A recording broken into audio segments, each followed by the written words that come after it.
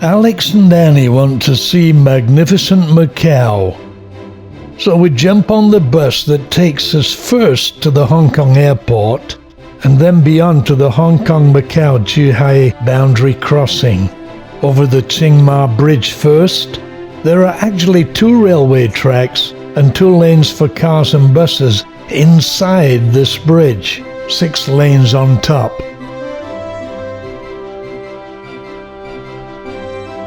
Takes about an hour to the crossing. We'll take a bus across the bridge to Macau. The cost? About $8 each way, half price for kids and seniors. Buses every 5 minutes. So we get the tickets at the boundary crossing and off we go.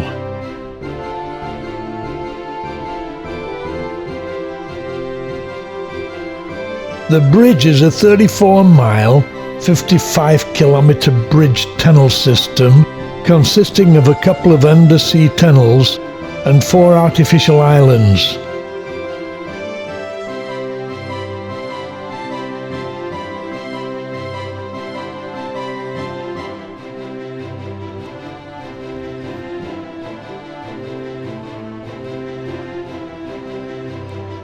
There are superb views as the bridge spans the Pearl River estuary. The purpose of the tunnel is to allow large ships to cross over on their way up to Canton.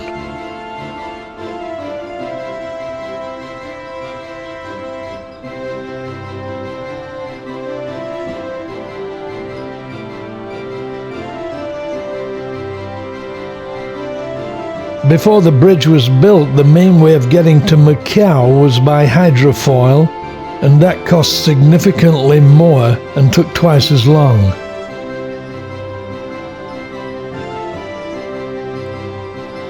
Soon the skyline of Macau appears. Formerly a Portuguese enclave, when the Portuguese arrived in 1557, it became the very first European colony in East Asia. After 35 minutes, we arrive in Macau. Get a free bus to the ferry terminal and another free bus to the Venetian Hotel. Someone commented on my last Macau video that the Chinese are experts at copying things. Well, that may be so, but these hotels were built by the Las Vegas Sands Corporation, so it's an American copy. But having said that, it's not a very good copy, as this is not Venice. It's at the library in Fontainebleau Chateau in France. Nevertheless beautiful. Annie agreed. Even has a great copy of an American coffee shop inside.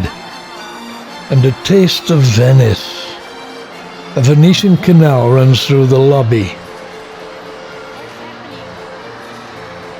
Blue skies always overhead. And it's a sweet-smelling canal. And one can ride a gondola at a fraction of what it costs in Venice. I'm sure this has not escaped the perceptive musicians in the audience, but the music indeed is Venetian, written by a Catholic priest named Vivaldi, no doubt in the autumn. Annie is enjoying a coffee.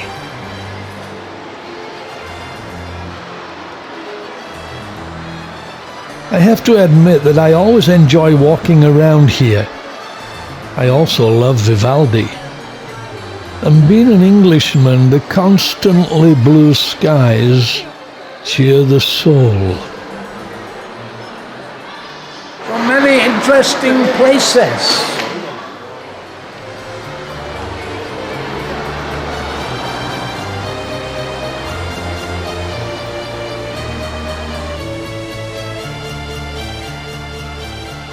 My close observance of the gondolas leads me to believe they're actually from Venice. Or maybe they're Chinese copies. Those 2 round pedals at the back are motors, forward and reverse. The gondoliers actually sing, some of them very well.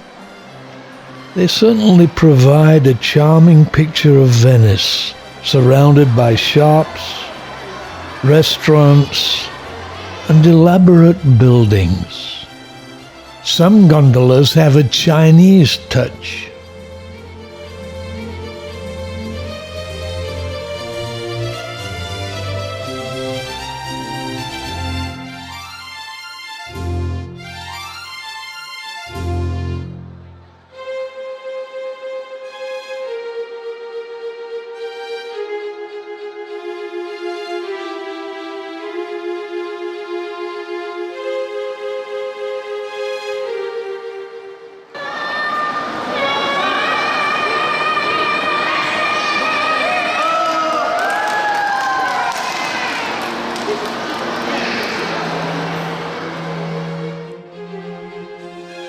If one looks carefully, one sees a number of buildings that are clearly inspired by Venice. The clock, a copy of the astronomical clock in St. Mark's Square. These were very popular in Europe during the 14th and 15th centuries.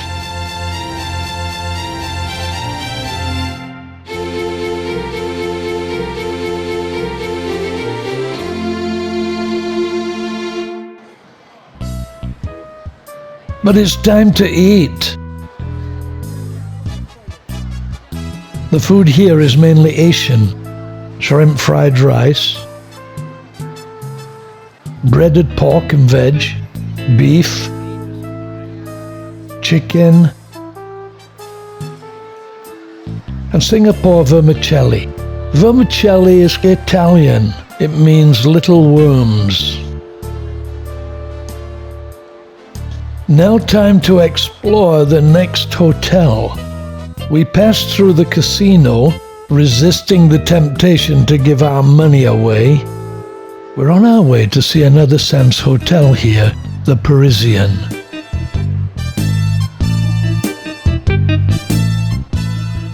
And looking out the window, we see the main attraction, a replica of the Eiffel Tower in Las Vegas, which is a replica of the one in Paris. Naturally, we decided to go up it. The Parisian Hotel was estimated to cost around $2.5 billion and was opened in September 2016. The half-scale 525-foot Eiffel Tower is the main feature.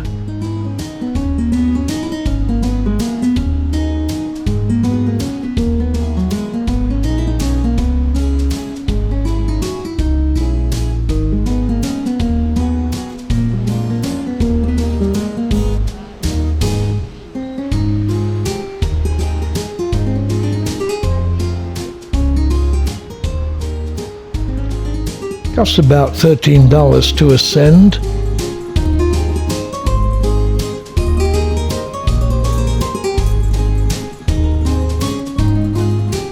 So up we go.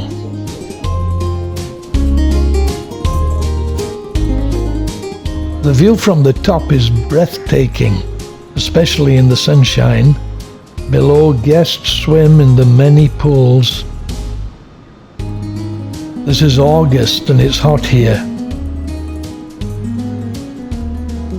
The Cotai district is reclaimed land that was originally a channel between the islands of Koloan and Taipa, hence Cotai, being inhabited now by high-class hotels and casinos, with reminders of Paris all around. In the distance, the airport. We then came down to earth. Annie was fascinated by the lovers' locks attached to the railings as memories.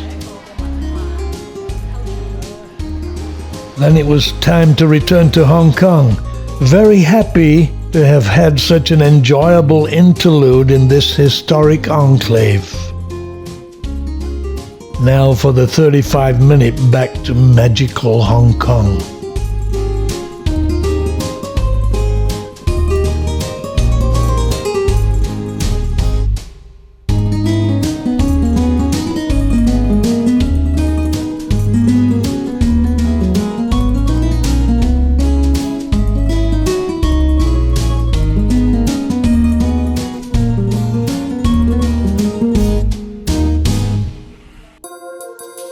Next on Magical Hong Kong, Alex and Annie visit a remarkable full-size replica of Noah's Ark that features splendid views of the Chiang Mai Bridge.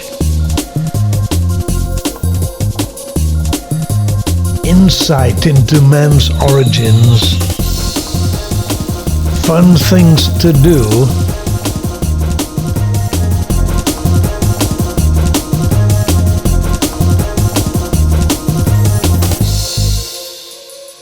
and definitely not a Big Bang creation.